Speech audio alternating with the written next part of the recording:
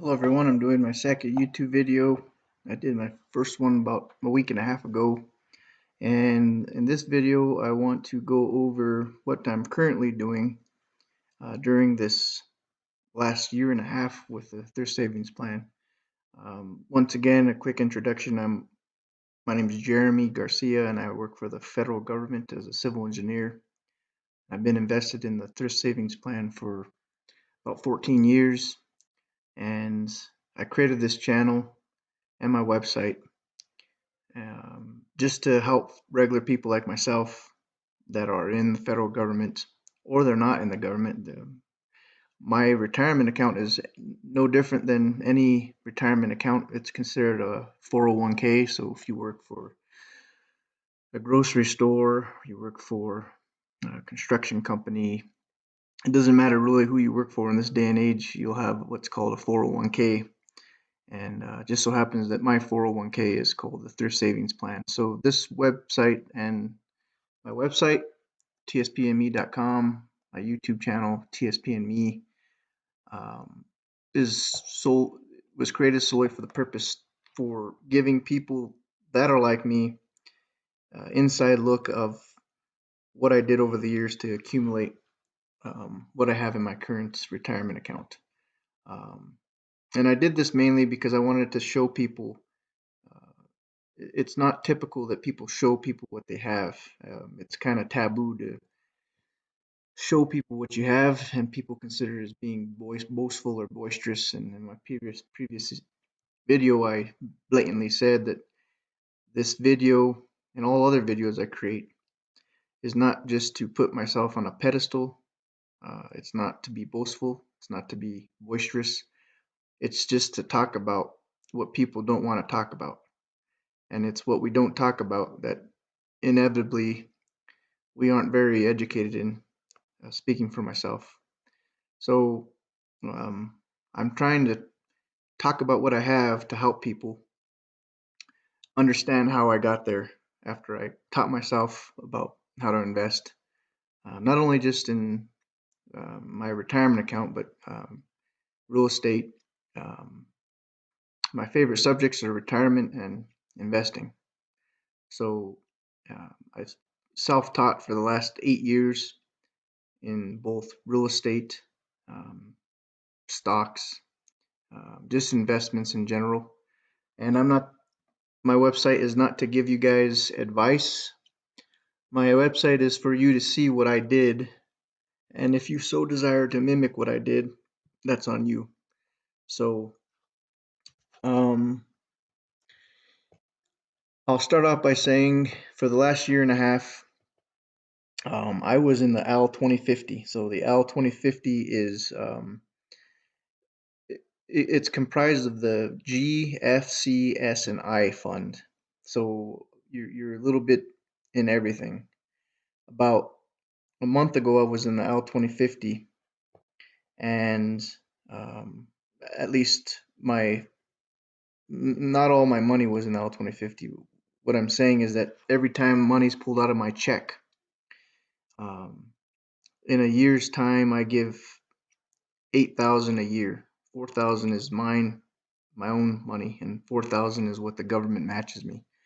So I give 8,000 a year to. I was giving 8,000 a year to the 2050. And about a year and about a month ago, I moved via a contribution allocation, which you can do online by clicking this. I moved my 8,000 a year to go to the 2065. Um, and I did that because this 2065 fund became available just a few months ago. And when I saw it there, um, I kind of got lucky. I just saw it and I said, "Oh well, it's $10.50 a share price versus 22." Um, the 2065 and the 2050, there's not much difference as far as the risk factor. In the 2050, you have less money or less allocations towards the CS&I. In the 2065, you have more, but it's not very much more, and you're getting basically twice as many shares. So the case in point for me was if I give 8,000 a year towards the 2065, then uh, assuming the share price is $10, just to make the math either easy, I would be buying 8,000 divided by 10 is 800. So I'd be buying 800 shares versus buying, assuming this is a $20 share price, 400. So with the TSB, the easiest way to explain um, how you keep on accumulating money, one way is the more shares you have, um, the more money you have. Um, so it's like if you have 100 shares of Amazon versus 1,000 shares of Amazon, well, you're gonna have a whole lot more money if you have 1,000 shares versus 100 shares. Same thing here. So that's why I did it. Every time I give money per year, I'm buying twice as many shares and I'm putting my money just at the same risk factor. So about a year and a half, that's what I'm doing currently, and I will continue to do that. About a year and a half, I pulled out what I had in there. I didn't pull it out physically. I just moved it from the Al 2050 and I put it in the Al income. And I did that because the Al income is the safest of all the funds. Now I'm 35 years old, and so a person would ask me, why would you move what you have in this more volatile fund into this basically fund that probably a retiree should be in? I said, and my answer to them is, I do have many years to retire, relatively speaking, but why would I want to put my money at risk knowing that the stock market is at a high valuation, super frothy, very volatile point in history and time? If at any time I have my 130,000 and I lose 20%, well, I lost basically. If I had 130,000 in there, uh, I lost 26,000. Versus if I just put it in a safe fund, I didn't lose 26,000. Therefore, I don't have to gain back 26,000. Um, so that was the main reason why I did that. It doesn't mean that I'm not vested in the fund that I should be relative to my age, because I still am. I'm giving 100% of my contributions every 2 weeks when I get paid to the L2065. It just so happens that everything I've accumulated over the last 14 years is in a safer fund. So, case in point is about a year and a half ago. So, we're 2020, July. So, there's July 2019. So, somewhere in here, I got out. Now, the market obviously went up, up, up, up. So, I basically lost out on all this. My 128,000 did not get to take advantage of what I would have accumulated in this time. But myself nor anybody else can predict when things are going to go down. And if anyone ever tells you they know when the market's going to go up or down, then you better run away from them as quick as possible because they don't know what they're talking about. So I got out really early, and I took out my 128,000 really early. Um, but let's just say I took it out. I got lucky and I took it out on February 14th, 2020, my 128,000. Well, it just so happens that the next few months I would have lost about 20%. Therefore, I would have lost of the 128,000, about 26,000. And so I would not have gained it back even up until now. So like I said, why would I keep my money in the stock market if it's super high in valuation? Um, if you educate yourself and you learn about the stock market and just understand how the stock market works and how the government works, you'll find out real quickly that these current stock market valuations, like right now, after it crashed in March 20th, about 20% or more, we still haven't got up to where we were in February 14th. But the deal is, all this increase in the stock market is not because businesses are doing good, it's not because everything's fine and dandy. If it were so, um, why are businesses getting shut down? Um, why is the government printing so much money and sending money to people? Um, so mainstream media will want to make you believe that the stock market's going up, up, up. Um, and it is on paper, and it is relative to the fact that the government is printing money and buying bonds, buying treasuries, and I think they just started buying stocks. I'll have to look at that. So the government's buying what people aren't buying or wanting to buy. Now there are some individuals, quite a few individuals out there right now that they're seeing the market go up and they're buying, buying, buying.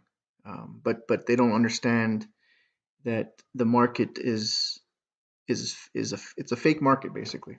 Um, and some of you might think that I'm a conspiracy theorist, but if you do your due diligence and you do your research and you understand how markets work and you understand how the banks work, how the federal government works, you'll be the scales will be lifted off your eyes, and you'll be able to understand real quickly that um, since the advent of supercomputers, um, and since the advent of just the stock market, whether you were in 1930 or you're in 2020, the market's always had people that are taking advantage of other people. Money managers take advantage of if people are managing your money, they're taking advantage of you or could be taking advantage of you by you not being educated in what they're doing with your money.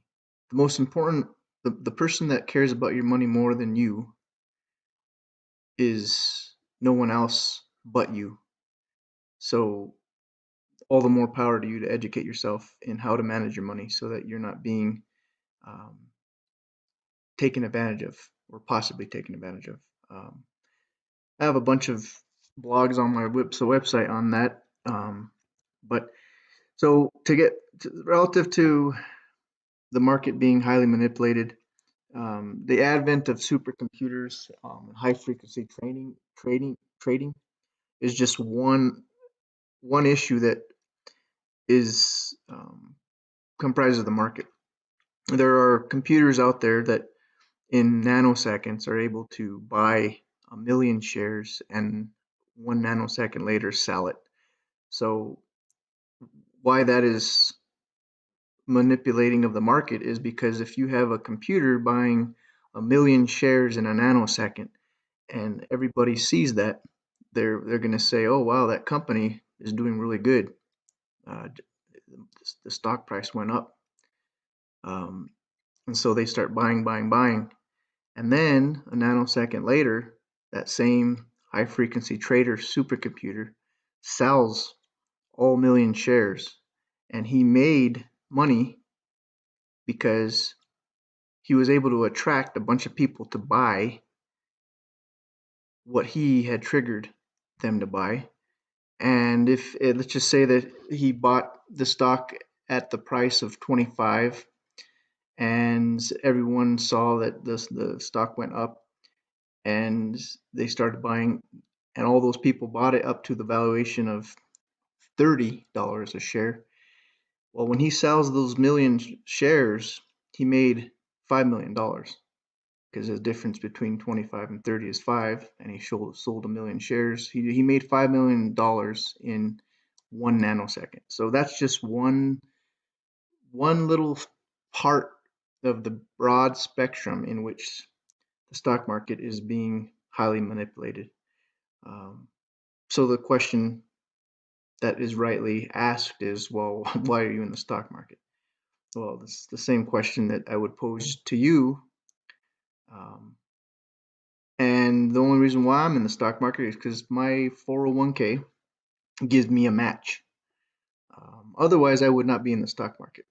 I don't like the stock market. But because my retirement fund, the Thrift Savings Plan, and my company gives me 5%.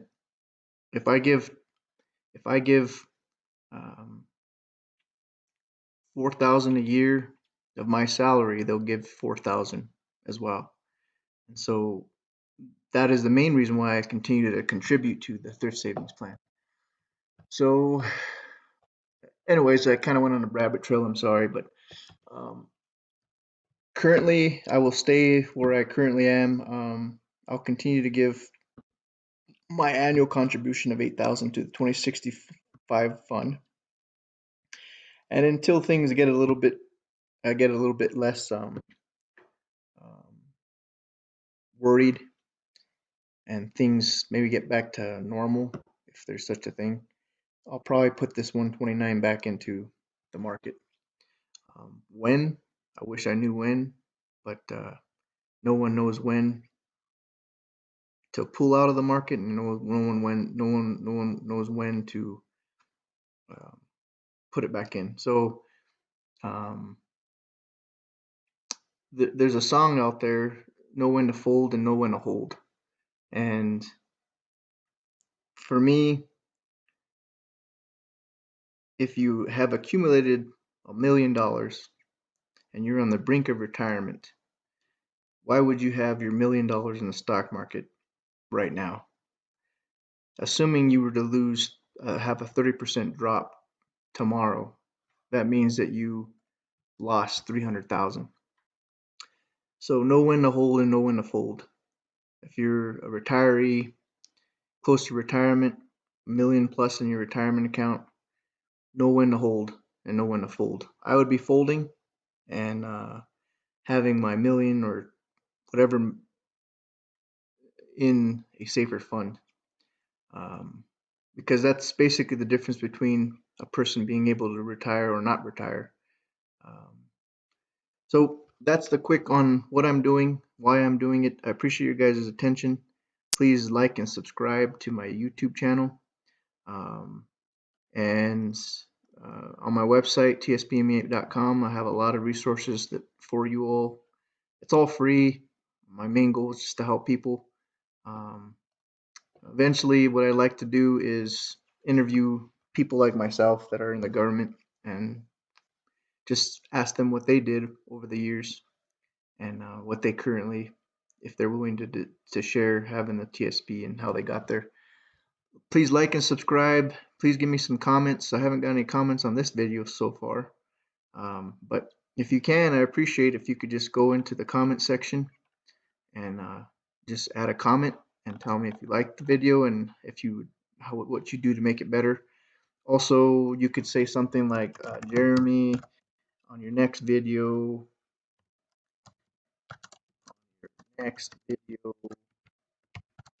please talk about the S fund, something like that. Comment. When I see that, that'll give me some kind of idea on what you guys want to see, and I'll follow suit. So, guys, I appreciate your guys' input. Please provide constructive criticism, and until next time, I'm going to try to do my videos every week at least, and go from there. So, thank you guys for your time and attention, and have a good day.